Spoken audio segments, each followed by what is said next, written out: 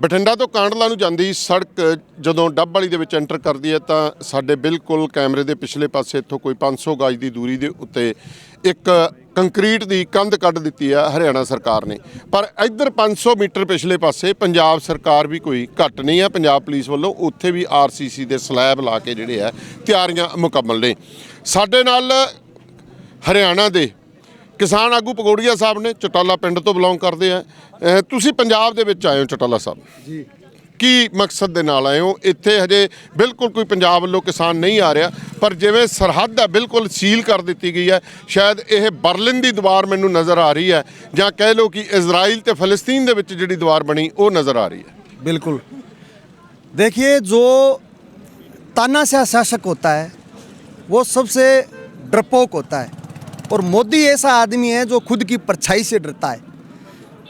1 वर्ष पहले जब 3 काले कृषि कानून सरकार लेकर के आई थी, किसानों के 1000 से अधिक शहादत और 1 साल के लंबे संघर्ष के बाद इनको तीनों काले कृषि कानून वापस लेने पड़े थे।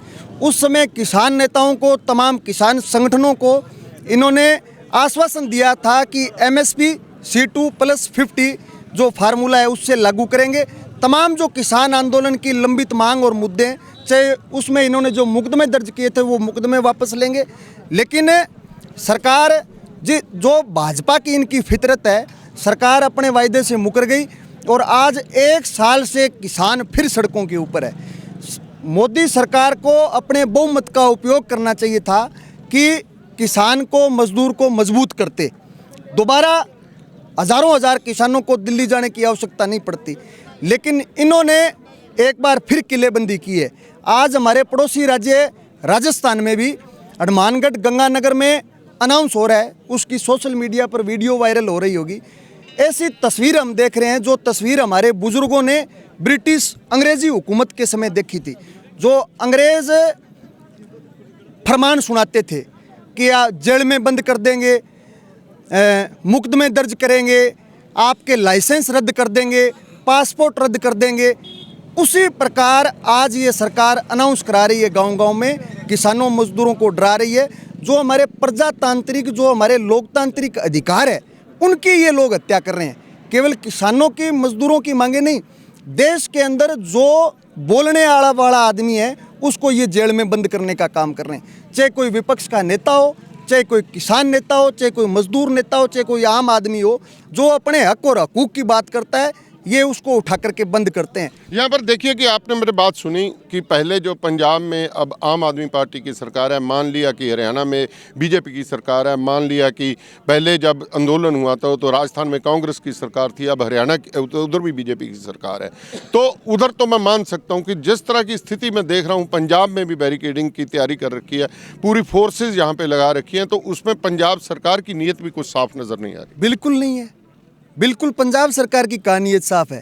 जो बोलने वाले बच्चे थे, ये जो नौजवान अभी भाना सिद्धू, जो नौजवान है आम गरीब की बात करता था, इन्होंने दर्जन मुकदमे कर दिए उसके ऊपर।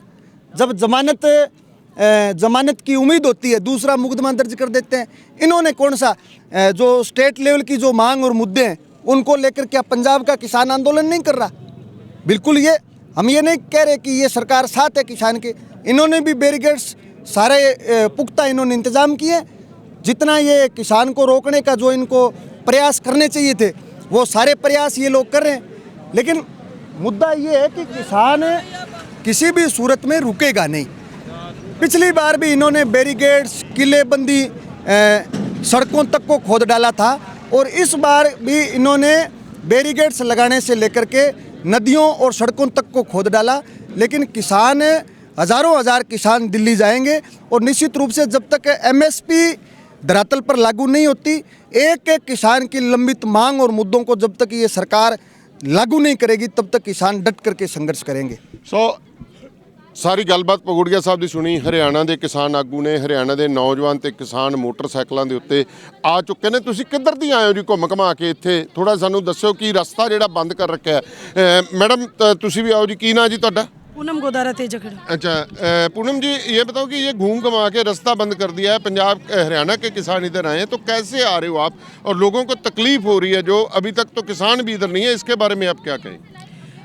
पहली बात है ये जो है वो किसान है, और दूसरी बात है सरकार कितने ही रास्ते बंद कर ले, लोग रास्ते खोज लेंगे, क्योंकि जब जब सरकारें रास्ते बंद करती है, लोगों ने अपने तरीके से रास्ते खोज ही लिए हैं। जब वास्को डी गामा भारत का रास्ता खोज सकते हैं दुनिया के नक्शे पे, उस टाइम में, तो अभी तो 21वीं सदी है, तो यहाँ पे लोग अपना रास्ता बना लेंगे।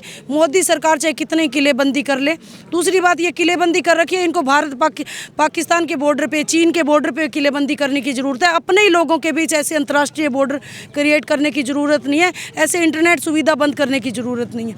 आपके अपने ही लोग हैं, और आपको इनकी जितना सरकार यहाँ प्रशासन खर्च कर रही है, हज़ारों करोड़ रुपए यहाँ पे जो बटालियन पे खर्च किया, हज़ारों करोड़ इतने किलेबंदी पे खर्च किया, इतने में लोगों को, किसानों को एमएसपी दे सकते हो, उनको मुआवजा दे सकते हो। सरकार अपने लोगों को, ये उनका अपने लोग हैं, उनका अपना देश है, तो यहाँ पे लोगों को सरकार होती है लोगों को अधिकार देने के लिए, लोगों को बुनियादी सुविधाएं देने के लिए। रोटी का हक सबका बुनियादी सुविधा का है, हमारे फंडामेंटल राइट है, उस चीज़ के लिए हमारे रोजी रोटी की लड़ाई है, हमारे पेट की लड़ाई है, और सरकारें ये बंदोबस्त करना चाहिए, सरकारों को ये खर्च किसानों पे खर्च करना चाहिए। इस तरह से जो किलेबंदी की गई है, इस तरह से जो नुकीले जो हैं सरिये लगा दिए गए हैं सरहदों के ऊपर, क्या एक किसान का जो करैक्टर है उसको एक विलन के रूप में नहीं पेश किया जा रहा कि लोगों को किसानों के साथ जो है किसी न किसी से घृणा हो, और वो जो है एक अलग से जो इनकी पोलराइजेशन हो जाए?